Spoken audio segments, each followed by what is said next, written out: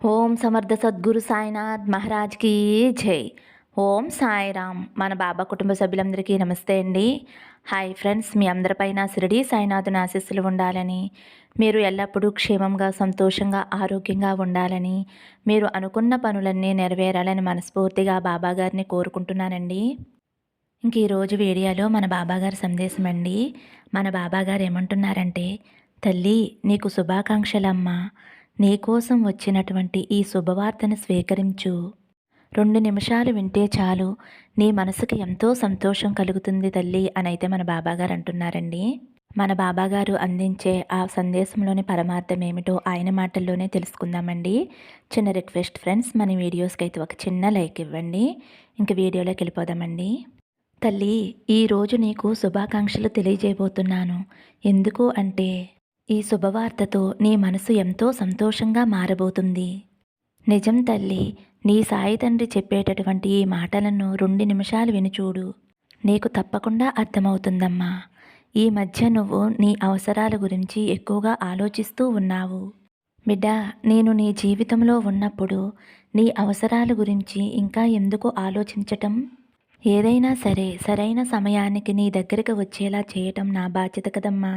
కాబట్టి ఎప్పుడు నీకు ఏది ఇవ్వాలో నాకు తెలియదంటావా? వచ్చే ప్రతి పరిస్థితిని బట్టి, అలాగే నీ దగ్గరికి వచ్చే ప్రతి సమస్యను చూస్తూ ఏడుస్తూ ఉండటం సమస్యకు పరిష్కారం కాదు తల్లి. అలాగే ప్రతిసారి నువ్వు ఏడుస్తూ నీ సమయాన్ని వృధా చేసుకుంటున్నావు. దాని వలన నీ గమ్యాన్ని నువ్వు చేరుకోవటంలో కాస్త ఆలస్యం అవుతుంది. నువ్వు సొంతంగా నీ ఆలోచనలతోటి పరిష్కారం కనుక్కోలేకపోతే దేవుడిని ప్రార్థించు. అన్నిటినీ కూడా భగవంతుడే కదా పరిష్కరించేది.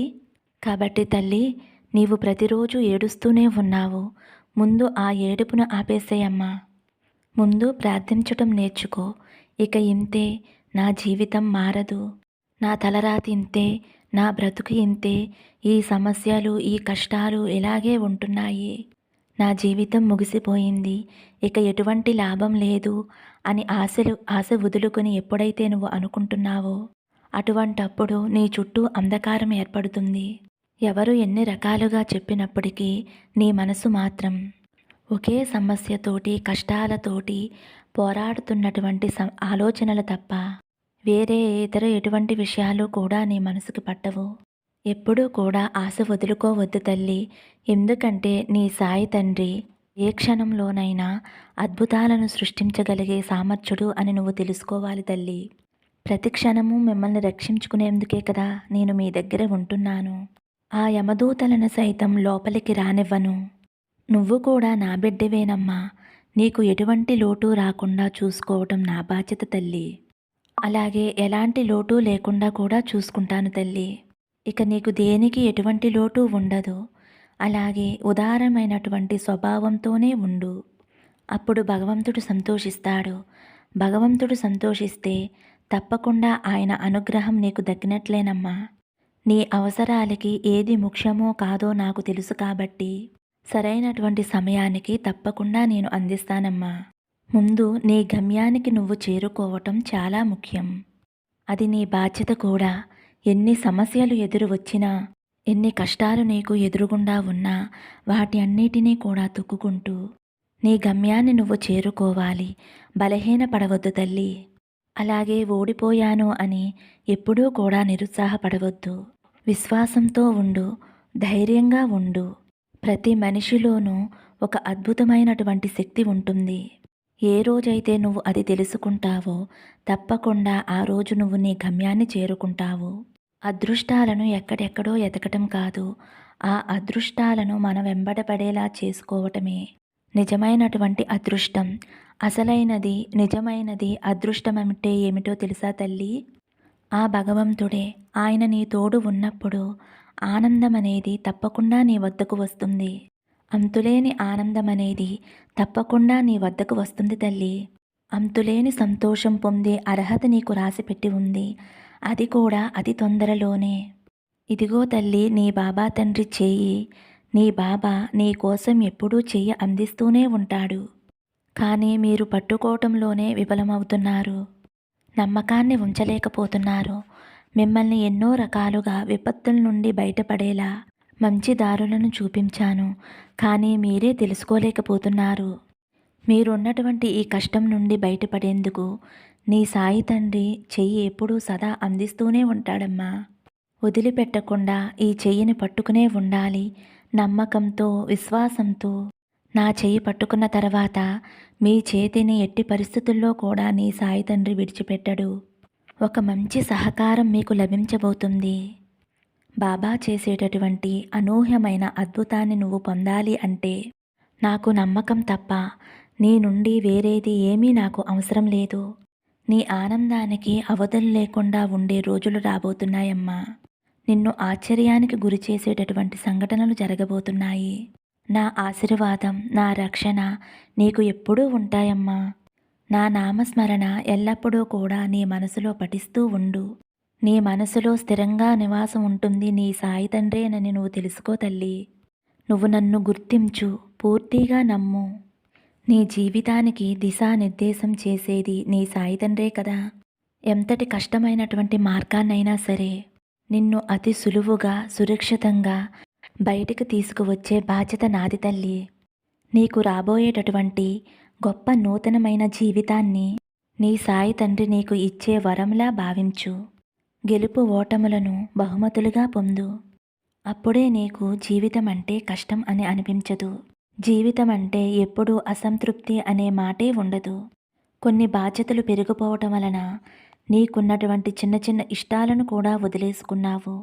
గొంతు వరకు బాధలు ఉన్నా అన్నీ దాచేస్తూ నవ్వుతూ తిరుగుతున్నావమ్మా.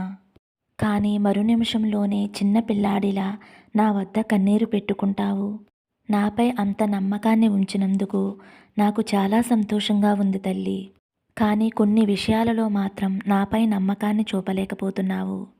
నేను నీకు వెలుగు చూపిస్తానమ్మా. నీ ముందే నీతో పాటే నడుస్తాను. నిన్ను ఎందుకు ఒంటరిగా విడిచిపెడతాను? నిన్ను ఎప్పటికీ దారి కోల్పోయే విధంగా అలాంటి రోజు రాకుండా ధైర్యంగా అడుగులు ముందుకు వేసేందుకు నీ బాబా తండ్రి సహకారం ఎప్పుడూ ఉంటుంది అని తెలుసుకో అమ్మా. ఇంకొక విషయం తల్లి, నీ కుటుంబం కోసం నువ్వు ఆందోళన చెందవలసిన అవసరం లేదు. మీ అవసరాలకి ఎటువంటి లోటు లేకుండా తప్పకుండా మీ ఆర్థిక పరిస్థితులు మెరుగుపడేలా చేస్తాను. నేను నీ కుటుంబాన్ని కూడా చూస్తూ ఉంటాను. నీ కుటుంబ సభ్యులకి ఎలాంటి హాని జరగకుండా వారిని అంటిపెట్టుకునే ఉంటానమ్మా.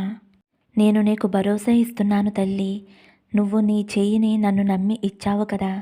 ఇక జీవితమంతా కూడా నీతో కలిసి నేను నడుస్తూనే ఉంటాను.